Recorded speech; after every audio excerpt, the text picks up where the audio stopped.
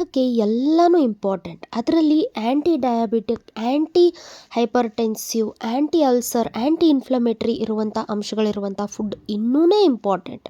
ಹೌದಂತೀರಾ ಇಲ್ವಾ ಅಂತೀರಾ? S, definitely. So ಇವತ್ತಿನ ನನ್ನ ಸ್ಪೆಷಲ್ ರೆಸಿಪಿ ಅದರ ಮೇಲೇ ಇರುತ್ತೆ. ಸೊ ಅದು ಯಾವುದು ಅಂತ ನೋಡೋಣ. ಅದಕ್ಕಿಂತ ಮುಂಚೆ welcome back to my channel. ನಾನು ನಿಮ್ಮನೆ ಹುಡುಗಿ ಜಯಪ್ರದಾ. ನಮ್ಮ ಮನೆ ಅಡುಗೆಯ ಮನೆಯಲ್ಲಿದೆ ನಮ್ಮ ಎಲ್ಲ ರೋಗಗಳಿಗೂ ರಾಮಬಾಣ.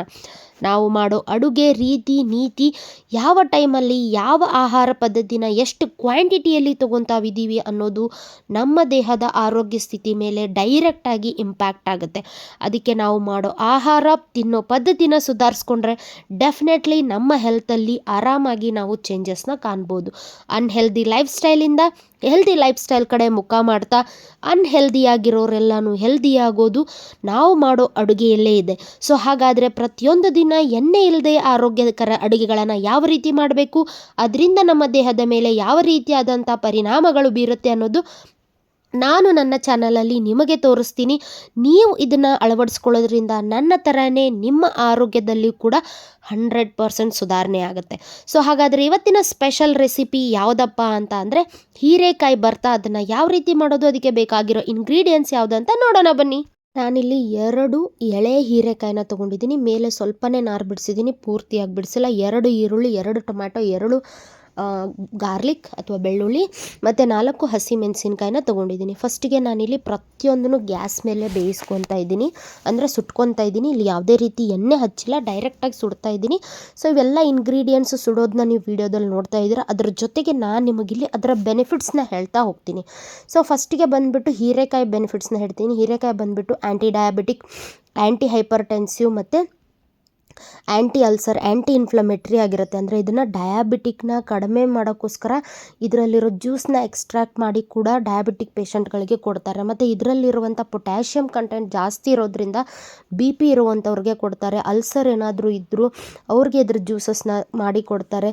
ಸೊ ಇದರಿಂದ ಏನಾಗುತ್ತೆ, ಅದೆಲ್ಲ ಪ್ರಾಬ್ಲಮ್ಸ್ಗಳು ಕಡಿಮೆ ಆಗುತ್ತೆ. ಯಾರಿಗೆಲ್ಲ ಹೀರೆಕಾಯಿ ಅಲರ್ಜಿ ಇದೆ ಗೊತ್ತಿರುತ್ತೆ, ಸೊ ದಯವಿಟ್ಟು ಅವ್ರು ಇದನ್ನು ಸ್ಕಿಪ್ ಮಾಡಿ. ಅದನ್ನು ಬಿಟ್ಟು ನಾನು ಇಲ್ಲಿ ಯೂಸ್ ಮಾಡ್ತಾ ಇರೋ ಇಂಗ್ರೀಡಿಯೆಂಟ್ಸ್ ಸ್ಪೆಷಲಿ ಈರುಳ್ಳಿ ಆಗಿರ್ಬೋದು, ಮೆಣಸಿನ್ಕಾಯಿ ಆಗಿರ್ಬೋದು, ಟೊಮ್ಯಾಟೊ ಆಗಿರಬಹುದು ಮತ್ತು ಬೆಳ್ಳುಳ್ಳಿ, ಈ 3 ಕಾಂಬಿನೇಷನ್ ಯೂಸ್ ಮಾಡಿದಾಗ ಸ್ಪೆಷಲಿ ಏನಾಗುತ್ತಪ್ಪ ಅಂತಂದರೆ ಇದು ಆ್ಯಂಟಿ ಆಕ್ಸಿಡೆಂಟ್ ಆಗಿ ವರ್ಕ್ ಮಾಡುತ್ತೆ. ಸೊ ಯಾವುದಾದ್ರೂ ಕ್ರೋನಿಕ್ ಪೇನ್ಗಳಿದ್ರೆ, ನೋವುಗಳಿದ್ರೆ ಅದನ್ನು ಈ 3 ಕಾಂಬಿನೇಷನ್ ಏನಾಗುತ್ತೆ ಕಡಿಮೆ ಮಾಡುತ್ತೆ. ಜೊತೆಗೆ ಇದು ಹಾರ್ಟ್ ಹೆಲ್ತನ್ನ ಕೂಡ ಇಂಪ್ರೂವ್ ಮಾಡುತ್ತೆ. ಯಾಕಂದರೆ ಇವೆಲ್ಲನೂ ಕೊಲೆಸ್ಟ್ರಾಲ್ನ ಕಡಿಮೆ ಮಾಡಿ ಬ್ಲಡ್ ಪ್ರೆಷರ್ನ ಕಡಿಮೆ ಮಾಡುತ್ತೆ.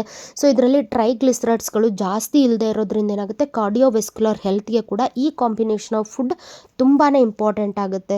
ಅದ್ರ ಜೊತೆಗೆ ಆ್ಯಂಟಿ ಇನ್ಫ್ಲಮೇಟ್ರಿ ಆಗಿರೋದ್ರಿಂದ ನಿಮ್ಗೆ ಆಲ್ರೆಡಿ ಗೊತ್ತಿದೆ, ಗಾರ್ಲಿಕ್ ಒಂದು ರೋಗ ನಿರೋಧಕ ಶಕ್ತಿನ ಜಾಸ್ತಿಯಾಗಿ ಹೊಂದಿರೋದ್ರಿಂದ ಪೇನ್ ಇದ್ದವ್ರಿಗೆ ತುಂಬಾ ಇಂಪಾರ್ಟೆಂಟ್. ಇದು ಇಮ್ಯೂನ್ ಸಿಸ್ಟಮ್ ಕೂಡ ಬೂಸ್ಟ್ ಮಾಡುತ್ತೆ. ಯಾರಿಗಾದ್ರೂ ಕೆಮ್ಮು ನೆಗಡಿ ಎಲ್ಲ ಬಂದಾಗ ಬೆಳ್ಳುಳ್ಳಿನ ಕೊಡ್ತಾರೆ. ಯಾಕೆ ಕೊಡ್ತಾರೆ, ಸುಟ್ಬಿಟ್ಟು ಅದರಲ್ಲಿರುವಂಥ ಆ್ಯಂಟಿ ಇನ್ಫ್ಲಮೇಟ್ರಿ, ಆ್ಯಂಟಿ ಆಕ್ಸಿಡೆಂಟ್ ಪ್ರಾಪರ್ಟಿಯಿಂದ ಅದು ನಮ್ಮ ದೇಹದ ಇಮ್ಯೂನ್ ಸಿಸ್ಟಮ್ನ ಜಾಸ್ತಿ ಮಾಡುತ್ತೆ. ಅಷ್ಟೇ ಅಲ್ಲದೆ ಇದು ನಮ್ಮ ಡೈಜೆಸ್ಟಿವ್ ಹೆಲ್ತ್ಗೆ ಕೂಡ ತುಂಬಾ ಒಳ್ಳೆಯದು. ಸೊ ಟೊಮ್ಯಾಟೋನ ಕ್ಯಾನ್ಸರ್ ಪ್ರಿವೆನ್ಷನಲ್ಲಿ ಕೂಡ ಯೂಸ್ ಮಾಡ್ತಾರೆ. ಸ್ಕಿನ್ ಹೆಲ್ತು, ಹಾರ್ಟ್ ಹೆಲ್ತ್ಗೂ ಕೂಡ ಇದನ್ನು ಯೂಸ್ ಮಾಡ್ತಾರೆ. ಇನ್ನು ಈರುಳ್ಳಿದೇನು ಹೇಳೋದೇ ಬೇಡ, ಈರುಳ್ಳಿಯಿಂದ ಎಷ್ಟು ಬೆನಿಫಿಟ್ಸ್ ಹೇಳಿದ್ರೂ ಕಡಿಮೆನೇ, ಈರುಳ್ಳಿ ಮತ್ತು ಗಾರ್ಲಿಕ್. ಸೊ ಕೆಲವೊಬ್ಬರಿಗೆ ಆ್ಯಂಟಿ ಬ್ಯಾಕ್ಟೀರಿಯಲ್ಲು ಅಥವಾ ಆ್ಯಂಟಿ ವೈರಲ್ಲು ಟ್ಯಾಬ್ಲೆಟ್ಸ್ ತೊಗೊಳೋದು ಇಷ್ಟ ಇರಲ್ಲ. ಬಟ್ ವೈರಲ್ ಇನ್ಫೆಕ್ಷನ್ ಆಗಿರುತ್ತೆ ಮತ್ತು ಬ್ಯಾಕ್ಟೀರಿಯಲ್ ಇನ್ಫೆಕ್ಷನ್ ಆದಾಗ ಅಲ್ಲಿ ಏನು ಮಾಡ್ತಾರೆ, ಬೆಳ್ಳುಳ್ಳಿನ ಯೂಸ್ ಮಾಡೋಕ್ಕೆ ಹೇಳ್ತಾರೆ. ಸೊ ಇವಾಗ ಗೊತ್ತಿದೆ ಅಲ್ವಾ ನಿಮಗೆ, ಕೆಲವೊಬ್ಬರಿಗೆ ಕುರು ಆದಾಗ ಏನು ಮಾಡ್ತಾರೆ, ಬೆಳ್ಳುಳ್ಳಿ ಹಚ್ಚಿ ಉಜ್ಕೊ ಅಂತ ಹೇಳ್ತಾರೆ. ಯಾಕಂದರೆ ಅದೊಂದು ಆ್ಯಂಟಿ ಬ್ಯಾಕ್ಟೀರಿಯಲ್ ಆಗಿ ವರ್ಕ್ ಮಾಡೋದ್ರಿಂದ.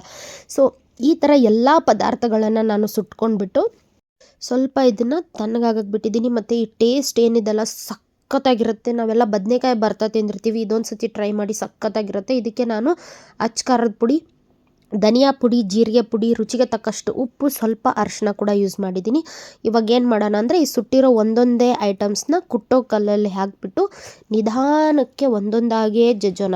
ನೀವು ಬೇಕಾದರೆ ಮಿಕ್ಸಿಯಲ್ಲೂ ಡೆಫಿನೆಟ್ಲಿ ಯೂಸ್ ಮಾಡ್ಕೋಬೋದು. ಮಿಕ್ಸಿಯಲ್ಲಿ ಹಾಕಿದ್ರೂ ನನಗೇನು ಟೇಸ್ಟ್ ಚೇಂಜ್ ಅನಿಸಿಲ್ಲ ಇದುವರೆಗೂ. ಬಟ್ ಇದರಲ್ಲಿ ಒಂಥರ ಡಿಫ್ರೆಂಟ್, ಆ ಮಜಾನೇ ಬೇರೆ. ಯಾಕಂದರೆ ಸ್ವಲ್ಪ ಸ್ವಲ್ಪ ಬಾಯಿಗೆ ಸಿಗುತ್ತೆ. ಮಿಕ್ಸಿಲಿ ಏನಾಗ್ಬಿಡುತ್ತೆ, ಫುಲ್ಲು ನುಣ್ಣಗಾಗ್ಬಿಟ್ಟಿರುತ್ತೆ ಅಲ್ವಾ. ಇದರಲ್ಲಿ ಆ ಥರ ಆಗಲ್ಲ, ಸ್ವಲ್ಪ ಸ್ವಲ್ಪ ಬಾಯಿಗೆ ಸಿಗೋದ್ರಿಂದ ಟೇಸ್ಟ್ ಕೂಡ ಚೆನ್ನಾಗಿರುತ್ತೆ. ಆಮೇಲೆ ಮಿಕ್ಸಿಯಲ್ಲಿ ಹೀಟಿಂದ ಏನಾಗುತ್ತೆ, ನ್ಯೂಟ್ರಿಷನ್ಸ್ ಹಾಳಾಗುತ್ತೆ ಅನ್ನೋ ಒಂದು ನಂಬಿಕೆ ಕೂಡ ಇದೆ. ಸೊ ಅದಕ್ಕೋಸ್ಕರ ಮಿಕ್ಸಿನ ಅವಾಯ್ಡ್ ಮಾಡಿ ಅಂತ ಹೇಳೋದಷ್ಟೇ. ಸೊ ನೀವು ಇಲ್ಲ ನಂಗೆ ಟೈಮ್ ಇಲ್ಲ ಅಂದರೆ ಮಿಕ್ಸಿಲೂ ಡೆಫಿನೆಟ್ಲಿ ಹಾಕ್ಕೊಳ್ಳಿ. ನೋಡಿ ಈ ಥರ ಒಂದೊಂದೇ ಹಾಕ್ಕೊಂಡು ನಿಧಾನಕ್ಕೆ ಕುಟ್ಕೋಬೇಕು. ಫುಲ್ ಅದೆಲ್ಲ ಸಣ್ಣಗಾದಮೇಲೆ ಅಟ್ ದ ಎಂಡಲ್ಲಿ ನೀವೇನು ಮಾಡಬೇಕಂದ್ರೆ ಎಲ್ಲ ಬೇಸಿಕ್ ಮಸಾಲೆಗಳನ್ನ ಹಾಕ್ಕೊಂಡು ಚೆನ್ನಾಗಿ ಮಿಕ್ಸ್ ಮಾಡಿ ಇನ್ನೊಂದು 4-5 ಜಜ್ಜಿದ್ರೆ ಸೂಪರ್ ಟೇಸ್ಟಿ ಆಗಿರುವಂಥ ಹೀರೆಕಾಯಿ ಭರ್ತಾ ರೆಡಿ ಆಗುತ್ತೆ. ದೇಹಕ್ಕೆ ತುಂಬಾ ಒಳ್ಳೆಯದು. ಆಲ್ರೆಡಿ ಅದ್ರ ಬೆನಿಫಿಟ್ಸ್ ಏನಂತ ಹೇಳಿದ್ದೀನಿ. ಪ್ರತಿಯೊಂದು ವಿಡಿಯೋದಲ್ಲೂ ಎಲ್ಲ ಇಂಗ್ರೀಡಿಯೆಂಟ್ಸ್ ಬೆನಿಫಿಟ್ಸ್ನ ಹೇಳ್ತಾ ಇರ್ತೀನಿ. ಯಾಕಂದರೆ ನಾವು ತಿನ್ನೋ ಆಹಾರ ನಮಗೆ ಎದ್ರ ಮೇಲೆ ಯಾವ ರೀತಿ ಪರಿಣಾಮ ಬೀರುತ್ತೆ ಅಂತ ಗೊತ್ತಾಗ್ಬಿಟ್ರೆ ಡೆಫಿನೆಟ್ಲಿ ನಾವೇ ಮನೆಯಲ್ಲಿ ಮನೆ ಮದ್ದು ಥರ ಮಾಡಿಕೊಂಡು ನಮ್ಮ ಆರೋಗ್ಯನ ಸುಧಾರಿಸ್ಕೋಬೋದು ಅಲ್ವಾ. ಇದೇ ಥರನೇ ನಾನು ನನ್ನ ಲೈಫ್ ಸ್ಟೈಲ್ನ ಚೇಂಜ್ ಮಾಡ್ಕೊಂಡಿದ್ದು. ಮೊದಲು ನಾನು ಕೂಡ ಮಾಡರ್ನ್ ಮೆಡಿಸನ್ಗೆ ಅಡಿಕ್ಟ್ ಆಗಿದ್ದೆ. ಬಟ್ ಇವಾಗ ಮನೆಯಲ್ಲೇ ನಾನು ನನ್ನ ಆಹಾರ ಪದ್ಧತಿಯಿಂದನೇ ನನ್ನ ರೋಗ ನಿರೋಧಕ ಶಕ್ತಿನ ಜಾಸ್ತಿ ಮಾಡಿಕೊಂಡು ಒಂದು ಹೆಲ್ದಿಯಾಗಿರುವಂಥ ಲೈಫ್ನ ನಾನು ಲೀಡ್ ಮಾಡ್ತಾ ಇದ್ದೀನಿ. ಸೊ ನೀವು ಕೂಡ ಅದನ್ನು ಫಾಲೋ ಮಾಡಿ ನನಗಾಗಿರೋ ಬೆನಿಫಿಟ್ಸ್ ನಿಮಗಾಗಲಿ ಅಂತಲೇ ನಾನು ವಿಡಿಯೋ ಮುಖಾಂತರ ನಿಮಗೆ ತಿಳಿಸ್ತಾ ಇರೋದು. ಸೊ ನೀವು ಇದು ಟ್ರೈ ಮಾಡಿ ಹೇಗಿತ್ತು ಅಂತ ಹೇಳಿ. ನಾಳೆ ಮತ್ತೊಂದು ವಿಡಿಯೋ ಒಂದಿಗೆ ನಾನು ನಿಮ್ಮ ಭೇಟಿ. ಬಾಯ್. Love you all.